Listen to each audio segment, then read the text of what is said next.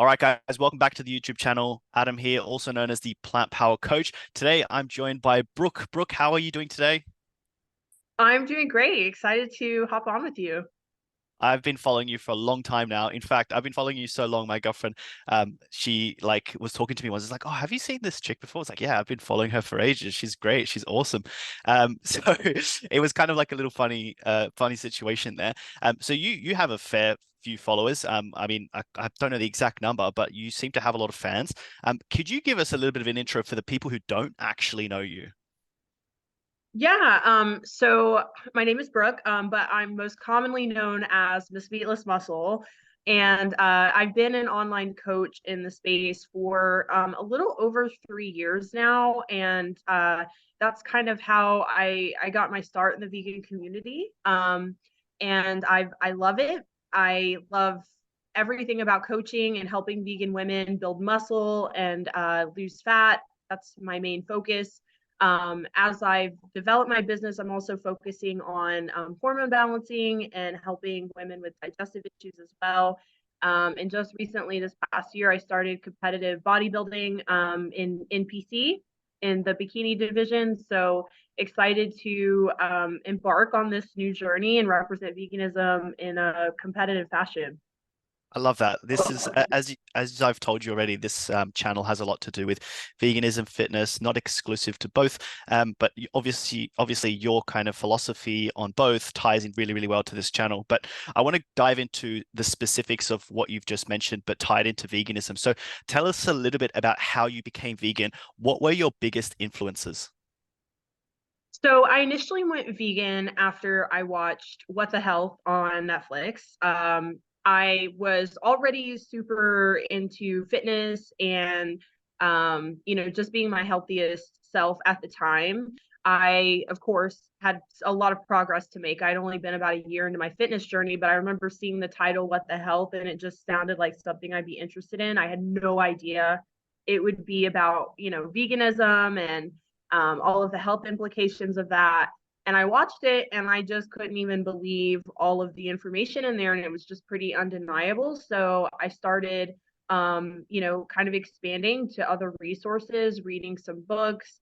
But immediately I knew as soon as I watched that this was something that, not only I wanted to do for my health, because I do have a lot of health issues in my family. And I was also experiencing really bad asthma. I was on like 3 medications for it.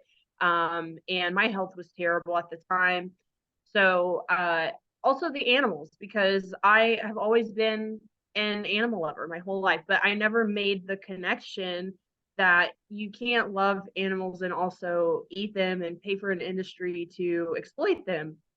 But it was in that moment that I realized this lifestyle aligns with my ethics. And I think this is something that I need to look into for sure. So, yeah, I just pretty much did it overnight. And then I just started educating myself more and more and never looked back.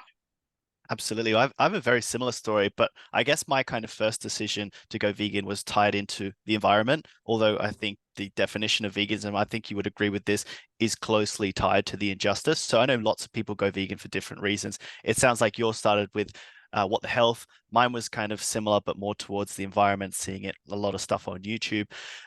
So what was your biggest influences from saying, okay, I can see the benefits towards my health, but actually I'm realizing like I need to do this for other reasons. Like, was there an animal rights tie-in to that? Absolutely, yeah. So I always say that What the Health is really what caught my attention and pulled me in and intrigued me. But after I saw Dominion on YouTube, which is, all of the undercover slaughterhouse footage, Mhm. that is just kind of what solidified it for me. Okay, there is no way I'm ever going to support this. I can't imagine my dog, going through this and how horrible the conditions are that these animals are in. So it was really seeing what the animals went through that I had an emotional response to. And that's what I always go back to. Like when people are, I get questions, and I'm sure you do too. Sometimes people are like, oh, do you ever have a cheat meal? And not like a cheat meal like me and Yeah. you think about it, like we're gonna have a big vegan cake or pizza, Yeah. but like a cheat meal, like, are you gonna have chicken wings? No, like I'm never tempted because I'm just at a place now Mm. where I see it as a living being and it just feels wrong. Yeah. So it's an emotional response. I would say what the hell got my attention. It definitely pulled me into the lifestyle, but what's kept me vegan for over 5 years now, I would say just everything that those animals go through, and just imagining, the animals in my life being in that situation and how it would make me feel. Mm. Um, yeah, that's it for I me. I love that. Also, I came from a background of like starting early in the fitness industry. I kind of had no idea what I was doing. I didn't get results until I started flexible dieting. I wasn't vegan at this point. Um, so I kind of wanted to integrate veganism with flexible dieting, and then people like, oh, you're just a flexible vegan, so like you're only vegan like most of the time, and then you eat meat every now and then. I was like, no, no, no, no. That's not what I'm trying to say. Like I'm flexible diet, like I flexible diet, like as in I eat vegan junk food, I eat all these sorts of foods that I want to have in moderation without supporting sort of what's happening to the animals. So I really like that your sort of side to that, like the vegan aspect, your transition. I want to flip the switch a little bit to the fitness side of things. Similar question. So for fitness, what was like, uh, yeah, what was the transition like for you? What were the biggest influences? I know you mentioned you kind of got started 3 years ago. What did that look like to you in the fitness space? Um, so how did I get into fitness, or how did I get in the fitness Yeah, I space? mean, like everything from when you were younger, like were you into sports? Were you kind of like starting off not knowing what you did in the gym? Did was there a person who was a large influence on you on getting into the gym and deciding I'm going to get on stage one day? Yeah. So, most of my life I was really overweight, and I've struggled with my health. I mean, I remember being a kid and I tried to play soccer, but I had terrible asthma, and I could hardly run around on the field. And I was bullied all through middle school for being overweight, for being chubby. And even in high school, I started to lose weight, but it was by no means in a healthy way. It was borderline an eating disorder and just starving myself basically. And then, that never lasts long. That's completely unsustainable. So when I went to college, I gained probably like 40 pounds or so. So it I was super unhealthy. My asthma was at an all-time high. I like could barely walk around my campus, and when I would get to my class, I would just be absolutely just gassed and totally out of breath. I'd have to catch my breath before I went into class because I'd be wheezing so hard. I would be so embarrassed to go in there. Um, so I just got fed up with it. I got fed up with feeling sick. I was in a really uh emotionally abusive relationship at the time, and I was just really so unhappy, and I just needed some sort of big change, and I needed to take control of what was going on. Mm. It was like I needed to buy new clothes, and the next thing I know, it's like an extra large, a double XL. It's like getting crazy, and I'm like, there's no way I'm going to the store and buying a triple XL. And, I can't even look at myself in the mirror, so I just felt terrible all around. And I just decided one day on my birthday, probably like 6 years ago, I was going to get a Planet Fitness membership, and that's what I did. And I had no idea what the hell I was doing. I just, went on YouTube and just looked at some stuff, and I would just walk around and do all the machines and run on the treadmill a little bit. But I just kept getting better. And it was so much less about the results for me. And I think and I try to teach this to my clients, I probably didn't step on the scale for probably the first 3 years of my fitness journey. I didn't even, that's why I can't even tell people. I don't even know how much weight I lost, how much I gained in muscle. Like, I have no idea because I didn't even weigh myself. I just got so addicted to the process of like, oh my God, today I went to the gym and I could do 15 minutes on the treadmill, and I could run at 6 miles per hour instead of five, and I could lift 40 pounds instead of 20 pounds. And it was just Mm. amazing to me how I was progressing. And then I started seeing results. My clothes started fitting better. but I really just fell in love with the whole process. Like I loved the gym because it was like my release from everything going on in my life and in school and this horrible relationship. It eventually gave me the confidence and the strength to leave that relationship. And it just absolutely changed my life. Like to just see that I could do anything I put my mind to. It was life changing, and I've just loved the gym and I've loved exercise ever since. It's just truly life changing. I came off all my asthma medications. Um, just everything improved. So Yeah. then I had people starting to ask me, if I could help them. How'd you get these results? Can you write a meal plan for me? And then I just started thinking like, hey, I could probably do this. Like this is something I could probably be a trainer. And when I was in college, I was a in-person trainer for a short amount of time. As you know, we make no money. So it was a struggle. I just gotten out of college. I like could barely afford anything. I ended up hurting my back while I was working at the gym, and it just at the time I was like, okay, this is not gonna work, but I can still work out and love fitness, in my free time. So I started working at a bank, and that was kind of also a negative period in my life too, because it was just so I felt like I wasn't using all of my talents, and I had no passion, I had no Mm. purpose. I was making money, but I really hated going to work every day. Yep. So that's when I started Meatless Muscle as a side business, and I just thought this would be something fun to do, and I can have, a big influence on people and help them go vegan or help them get fit and show people what's possible on a vegan diet.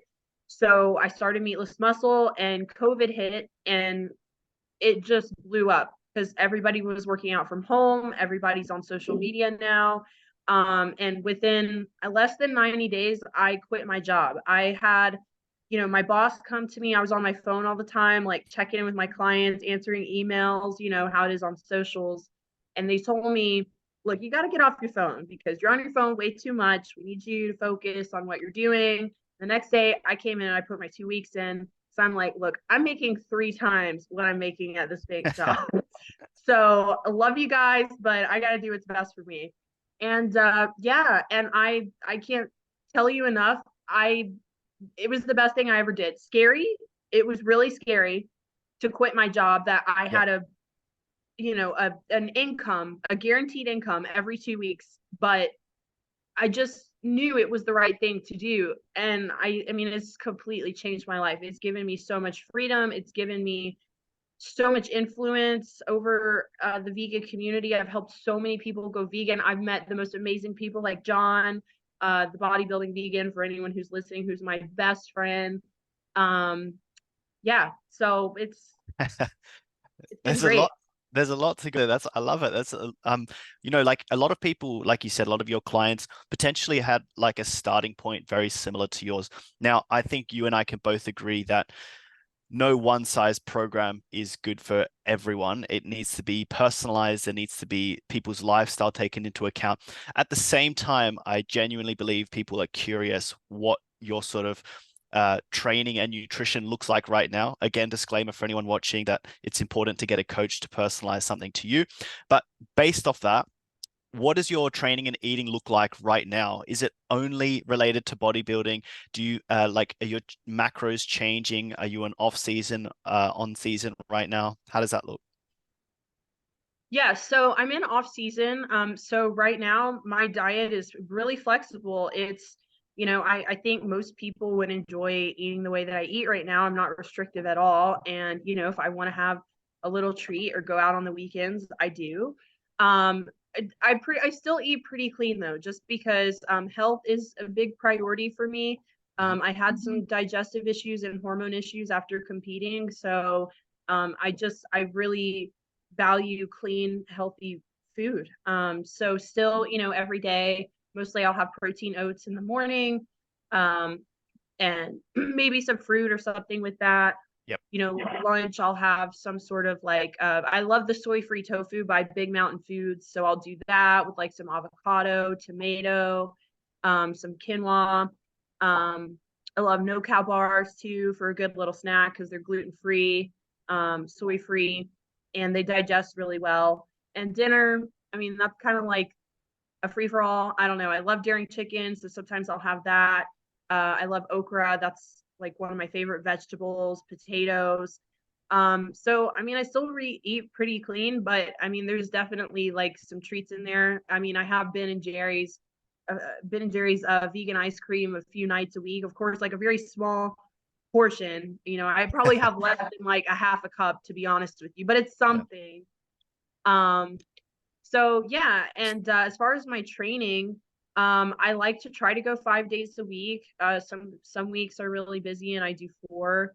But ideally, most weeks I try to do 3 leg days at least, and that's been my split for the past, gosh, I mean, almost the whole time I've been training, 5 years. Yeah. I do 2 glute and hamstring days. I do 1 quad day.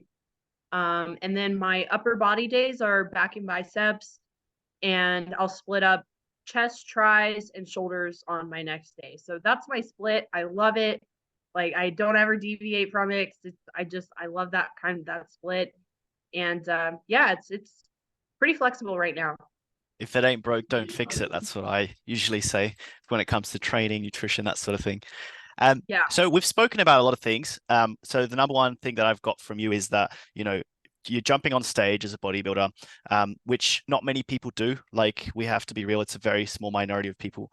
Being vegan is a very small minority of people, philosophically speaking as well. Also, you came from a sort of corporate space, being in a bank, and potentially having a lot of family members who may have said something like, "Get a comfortable job," that sort of thing. Those sort of things in mind, how do the people close to you feel about your lifestyle in bodybuilding, being vegan, and leaving the corporate world? Ooh, yeah, that's a good one.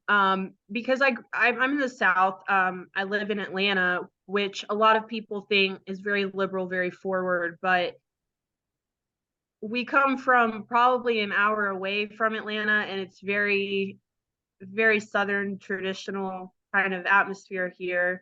Um, so I mean, especially when I went vegan, I mean, I think my whole family was like, what the heck are you going to eat? Why are you doing that? I mean, my grandparents just did not understand at all. They're like, why? Why are you doing that? Because I don't want to eat animals. Well, God put animals here for us to eat. It says in the Bible.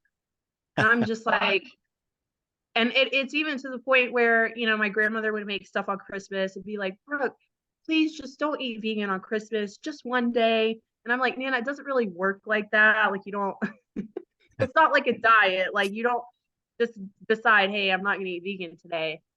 Um, my mom is like my best friend, and she's always supportive of almost everything I've done in my life. But yeah, everybody else, and I still think like my brother and probably my grandparents are still like, I don't know why you're doing that, but whatever. Um, so going vegan was definitely uh going against the grain in my family. But my mom now, actually, as of January, has been vegan, which she had a big health scare. She had an aneurysm in her heart that was the size of an orange, and she had to have open heart surgery. So she just really changed her life around, and I got her on a vegan diet, and she's lost 55 pounds, and since the beginning of the year. And so she's all about it. I mean, she loves it. She feels great. She looks the best she has in a really long time. As for leaving corporate America, everyone thought that was a bad idea. Even my mom. I remember my mom was so worried about me. I had hired a business coach at the time for, I think it was $4,000, which doesn't sound like much now, but I didn't have that then, and it was everything I had. And I remember her like crying, thinking I was going to get scammed, and I just wasted all this money. And by the time that I was making money with my business and I felt really comfortable putting my 2 weeks in, she was like, "Yeah, I think you should do it." I mean, it was just, it's like, it was just hard to deny. I Mm. was having so much fun with what I was doing and helping a lot of people, and I was making way more money than I was at my job. So it's like, why wouldn't you, you know? Yeah, that's so Um, true. Yeah. No, I like yeah. that. Yeah. I mean, it's kind of. I mean, thank you for sharing that as well. I'm like sorry to hear about your mother's health, but it sounds like she's on the right path now, so that's great. Oh yeah. Um, I want to like you've spoken about the sort of people close to you. It's a bit harder, I guess, emotionally sometimes because if someone doesn't get it, you've got to talk to them. The kind of flip side to that is some random people, some acquaintances, maybe some friends of friends. How do you handle anti-vegans both online and if you do in person?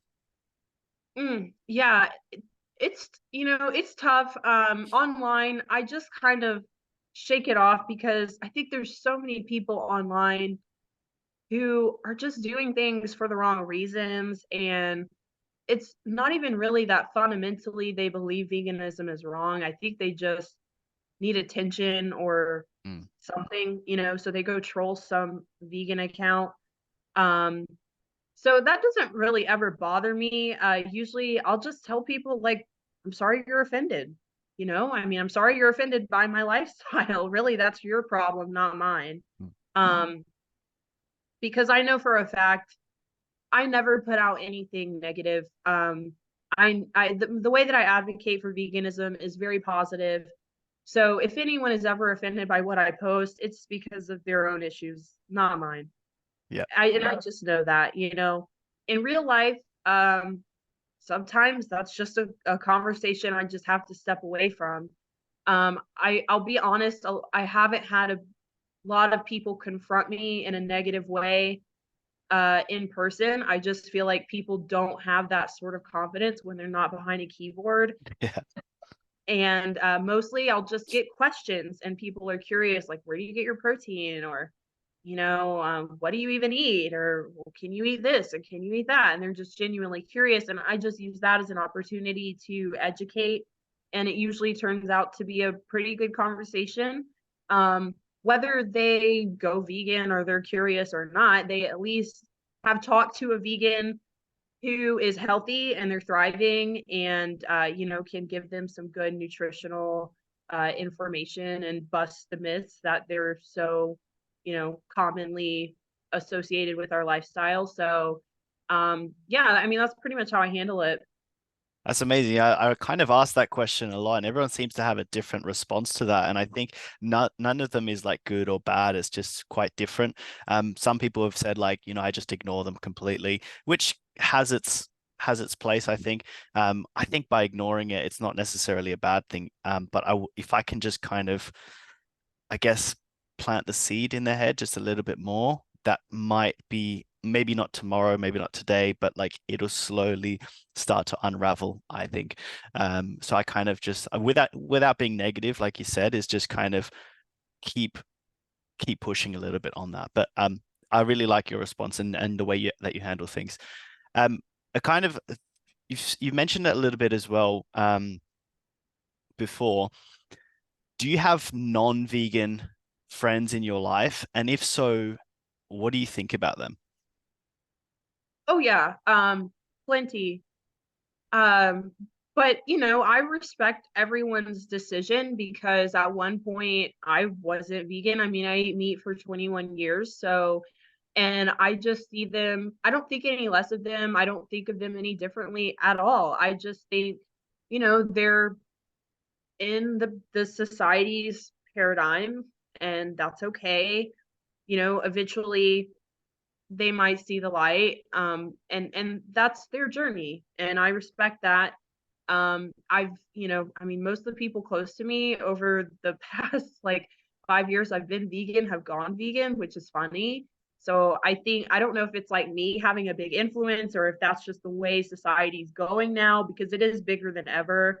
um so I just tend to respect people with where they're at, because I feel like everybody's on their own journey. And I think at some point, honestly, in my mind, I see it like this: at some point, everyone is going to go vegan, because the way that our society is now with all of these health issues, I mean, people, I can't tell you. I mean, there's probably very few people I can tell you that don't have some sort of health issue, whether it's major or minor, from like acne to eczema to whatever. And everyone is going to eventually run into a plant-based diet is the answer. Mhm. And I think that opens the door for animal rights and, of course, environmental concerns. So, in my mind, I think everybody's on their own journey and something's going to happen to them personally and they'll find the way. Absolutely. I think we've had guests on the show who are vegan with a non-vegan partner, and I've actually invited the non-vegan partner on as well to kind of hear both sides of it. So I hardly think that, you know, leaving your friends or breaking up with a partner or disowning any family members is hardly going to solve anything. I think having these people in your life is probably going to do more good long term, especially if you're vegan for the right reasons, you know. Um, I've got one more question for you. It's a bit of a long one, so stay with me. If you could go back and talk to your younger self, or potentially someone who just reminds you of you when you were younger, what would you say to them based on everything we've discussed today, or simply from what you know now? Mm, that's a tough one.